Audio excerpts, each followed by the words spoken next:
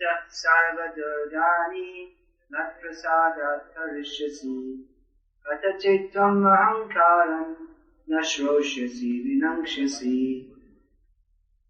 Translation.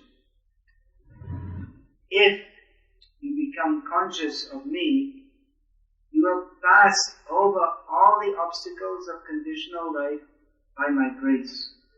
If, however, you do not work in such consciousness, but act through false ego, not hearing me, you will be lost. But a person in full Krishna consciousness is not unduly anxious to execute the duties of this existence. The foolish cannot understand this great freedom from all anxiety. For one who acts in Krishna consciousness, Lord Krishna becomes the most intimate friend. He always looks after his friend's comfort, and he gives himself to his friend, who is so devotedly engaged, working 24 hours a day to please the Lord. Therefore, no one should be carried away by the false ego of the bodily concept of life. One should not falsely think himself independent of the laws of material nature or free to act. He is already under strict material laws, but as soon as he acts in Krishna consciousness, he is liberated, free from the material perplexities. One should note very carefully that one who is not active in Krishna consciousness is losing himself in the material whirlpool, in the ocean of birth and death. No conditioned soul actually knows what is to be done and what is not to be done. But a person who has Krishna consciousness is free to act, because everything is prompted by Krishna from within and confirmed by the spiritual master. Nachita sarva durgani napradat tarishyasi atachetam ahankaram nashroshasi vinangshasi. If you become conscious of me, you'll pass over all the obstacles of conditional life by my grace. If, however, you do not work in such consciousness but act in false ego, not hearing me, you will be lost.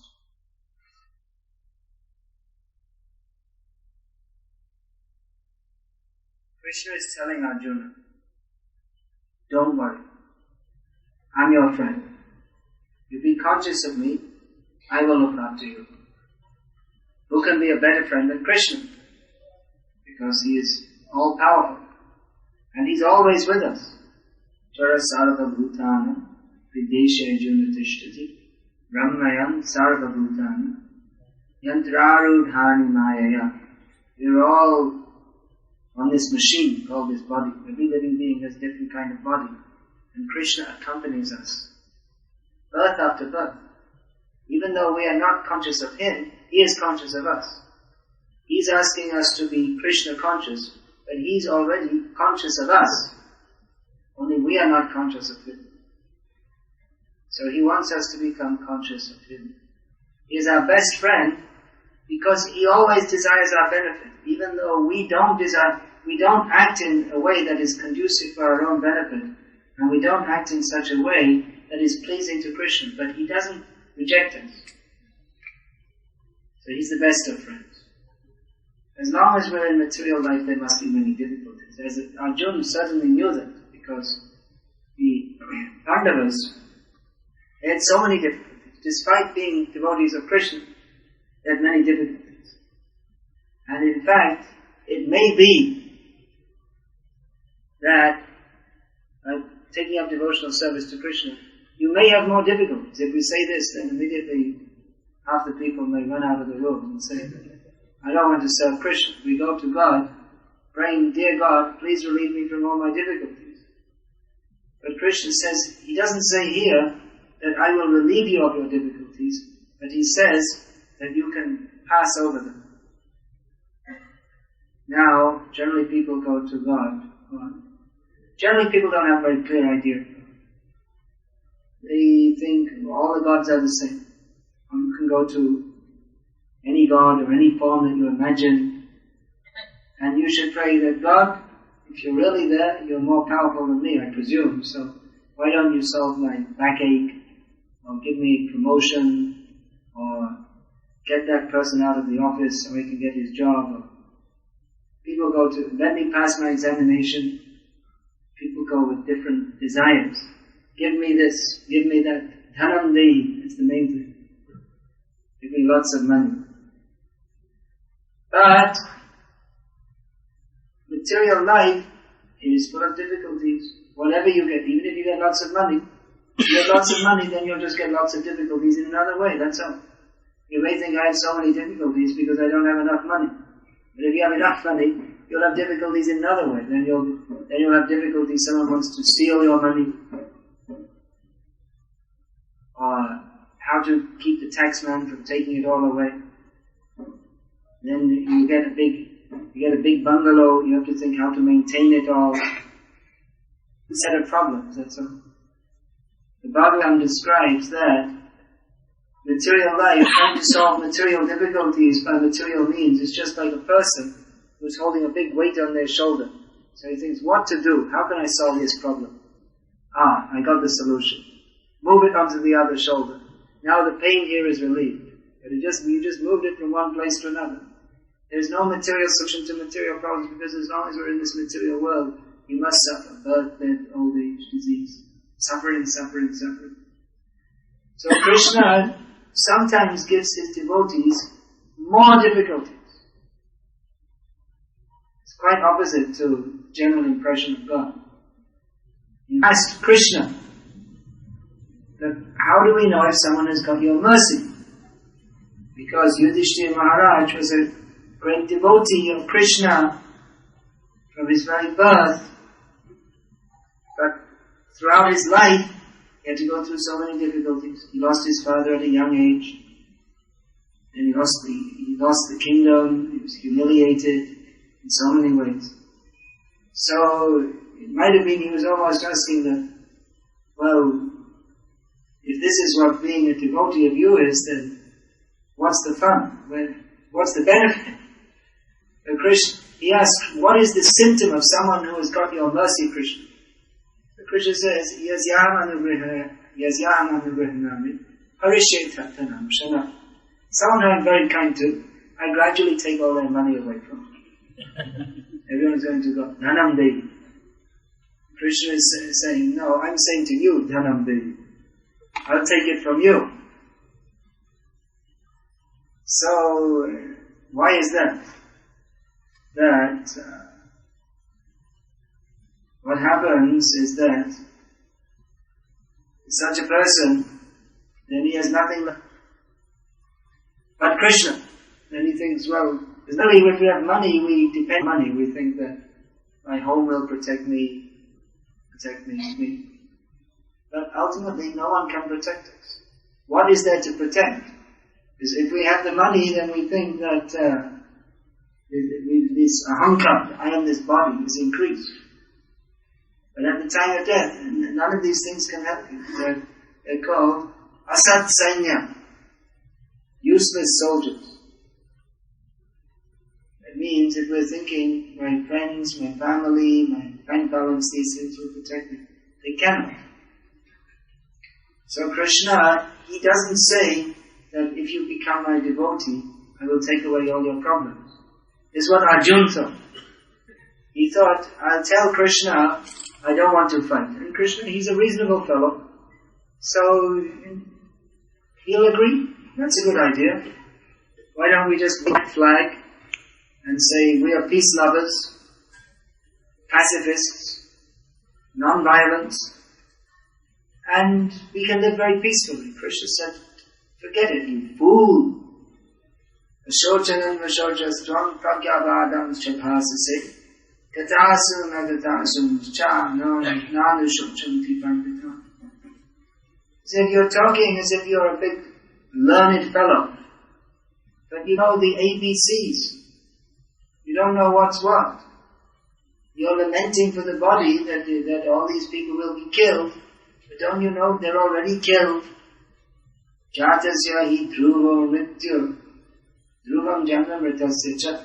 Everyone is born has to die. And you're a Kshatriya, you're supposed to fight. So why are you neglecting your duty? So he didn't want Arjuna to give up his duty of fighting, even though it was unpalatable. He didn't want to do it. Krishna said, Namanasvara yudhyacha. Your main business is to remember me. Arjuna's proposition was, let me leave the fighting. I'll just think of Krishna. Krishna said, that's good, you think of me, but to fight also. That you have to do also, you can't avoid. So it's not that everyone is a fighter. Arjuna was trained as a Kshatriya. So everyone has different worldly duties. As long as we're in this world, we have certain duties pertaining to the body. We have our constitutional duty, which is to serve Krishna, because constitutionally we are part and parcel of Krishna. But as long as we're in this material world, we have some conditional duty also. Now that means in relation to the body. Just like you have to take a bath, brush your teeth, then if you have family, you have to do something to maintain them. These are conditional duties. They're not as important as the constitutional duty, which is to serve Krishna. But generally the two things should go on side by side. That means everyone is brushing their teeth, I hope. Even the non-devotees are brushing teeth and the devotees are brushing their teeth. But a devotee does it, why? If the non-devotee is brushing their teeth to get the Colgate ring of confidence or whatever it is, to make their body look very nice for sense gratification. And the devotee is brushing his teeth because he has to serve the Lord. He has to honor the prasadam, his mouth has to be clean and fresh, not smelling when he goes to worship the deity. He has to maintain his health. So for this he takes early morning bath, fresh cloth, all these things, to be pure to serve the Lord, to be healthy to serve the Lord.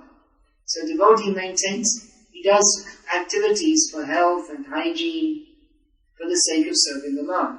Devotee if he has family members, family duties, he does that for the sake of serving them. Everything is dovetailed in Krishna's service for the sake of serving the Lord. Now, the very nature of this material world is there will be difficulties. Additional life means there will be difficulties. If you have to move in this world at all, there will be difficulties, especially in Kali Yuga, because Kali Yuga means Kalaha Yoga, the age of quarrel. There will always be difficulties, even if you don't seek it.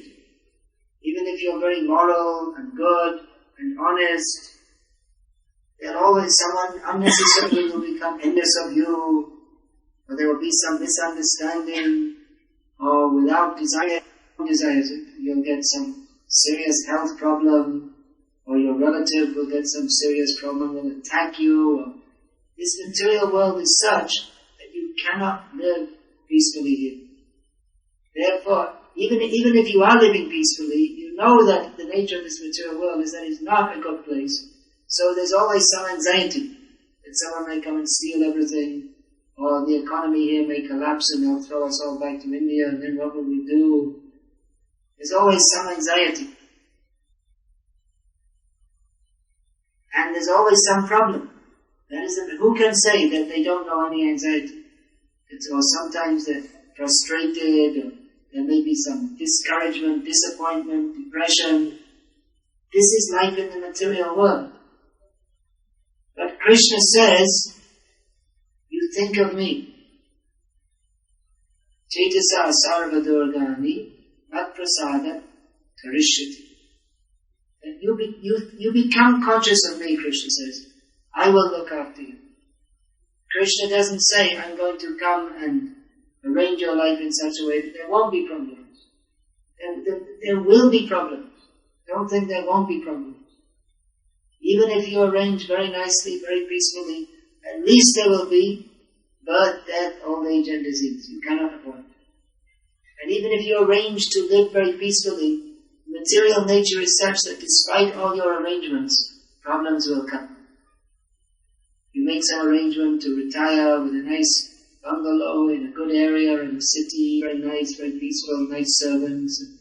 You don't know what's going to happen. The servant may poison you, you thought they were good and they weren't. Some riot may come, or someone may steal all your money, or you get run over in a bus accident and crippled. You don't know. You might live a relatively peaceful life, you might not. Because the nature of this material world is, you can't tell what's going to happen. You can never guarantee that everything will be very nice. It's the very nature of this world. There must be difficulty. But Krishna says, you become conscious of me, Krishna conscious, I will help you to cross over that. To cross over that means what? It means going back home, back to Godhead, where there are no more problems. That's what it means. It doesn't mean that you'll ever come to any position in this material world where there won't be problems. So a devotee, he sees that these problems, difficulties, that is Krishna's mercy. Those whose faith in Krishna is weak, if any difficulty that comes, they say, what is this? Why is Krishna giving me so many problems? Many times we find newer devotees, they come and they say, well, we're chanting Hare Krishna, but why is it we're still getting problems? They don't understand what Krishna consciousness is. Krishna consciousness means to be conscious of Krishna, not demanding from Krishna that you should solve this problem, that problem. You may have to face that. So what should a devotee think? He doesn't think it's Krishna's fault, he thinks it's my fault.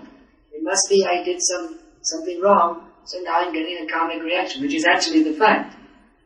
It's not that Krishna hates us and therefore he's giving us problems, but rather because we're in this material world because we're sinful anyway. Ichha dvesha simultena dandramorhena bharata sarvabhutani sambhavam sargayanti parantipa. Everyone has come into this material world because we have material desires and envy of Krishna, and that expands into envy of others. Therefore, in our endeavors to enjoy this material world, we do harm to others. Therefore, we're caught in a chain of sinful reactions. So if something bad happens to us, we should think, I must have done something to deserve this. But a devotee, he takes shelter of Krishna and he thinks that now I'm suffering some sinful reaction. Let it come. Let it come. But let me remember Krishna. Tatenu kambam susamikshama vajjana ivatma kritam vipakam vibhagva vapudhiya vidatam namaste jiveta yo mukti pade sadaya bhak. This is the formula for success. This is how to live. This is the formula given by Lord Brahma. He gives a very good secret. How to live in this material world and make your way back to Godhead. He says that anyone who lives in this material world, tolerating whatever difficulties come, thinking that this is my sinful reaction, but anyway let me go on worshipping Krishna. Krishna becomes pleased with such a person. That he's not demanding anything from him, but whatever happens, he's simply accepting. Krishna delivers such a person back to Godhead. The example is, there are so many examples. Parikshit Maharaj, he was cursed to die within 7 days from the bite of a snake. Can you imagine? He was a king, young, popular, pious. All of it just as sudden. Now you have to die. 7 days. Can we imagine any one of us? We're going on with our life, making plans. And maybe I'll get a promotion after 2 years, and my eldest son's at college, and I have to get my daughter married, and this and that, so many plans, and after some time maybe I'll retire, making something. All of a sudden, come here, now we're going to shoot you. Shocking! You all have to die one time or another, but we don't. We've all planned in our minds that, well, I'll probably live to be 70 or 75, I'll do this and I'll do that. All of a sudden, alright, now you're going to be shot. That was Parikshit Maharaj. 7 days. He wasn't disturbed. He said, let the Takshak, come and bite me. That's alright. But I just want to go on hearing the narrations of Krishna. Fixed in Krishna consciousness. Such a devotee is guaranteed to go back to God. So, who knows what's going to happen? No one can say. Especially in the modern age, there are so many sinful activities going on. People are eating beef, slaughterhouse meat. They're drinking. They're married, divorced, prostitutes. There's so many sinful activities are going on.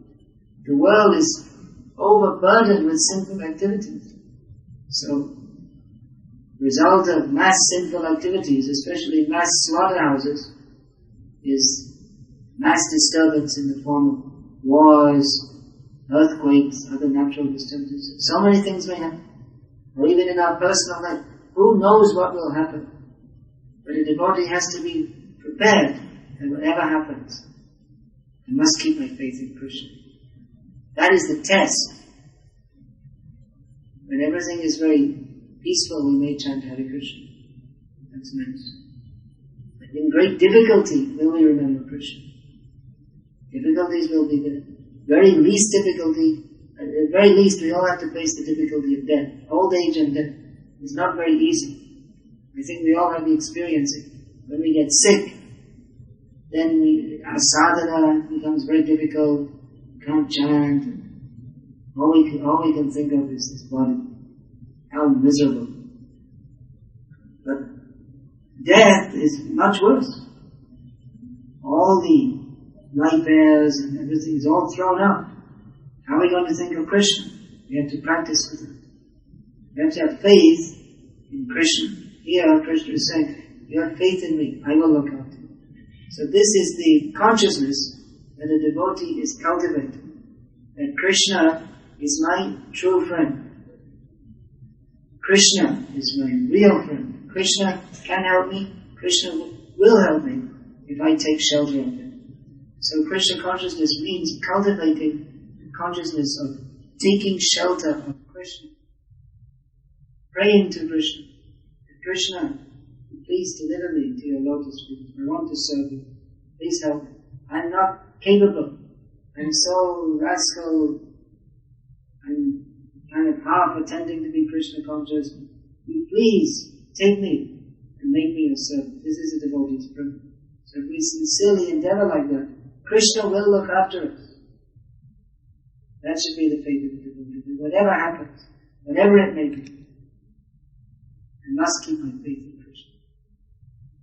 Don't be disturbed by any material situation. Don't be disturbed by the talks of atheists.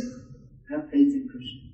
Krishna certainly helps his devotees who keep their faith in him. The devotee goes on hearing about Krishna, praying to Krishna, becoming Krishna conscious, knowing that my real friend is Krishna. We have many tests ahead of us. We have many tests. Before we go back to Godhead, we have to show Krishna that we are very serious to serve him. So we have many tests. How are we going to... Is our faith really in Krishna? Have we really surrendered to Krishna? There may be many, many tests. So a devotee should practice Krishna consciousness with great faith, with great hope, with great longing. Krishna will please deliver me. And to such a devotee, certainly Krishna will deliver him. You may test him very severely. But if a devotee always remains faithful to Krishna, Krishna will deliver him back to God. That is our aim of life.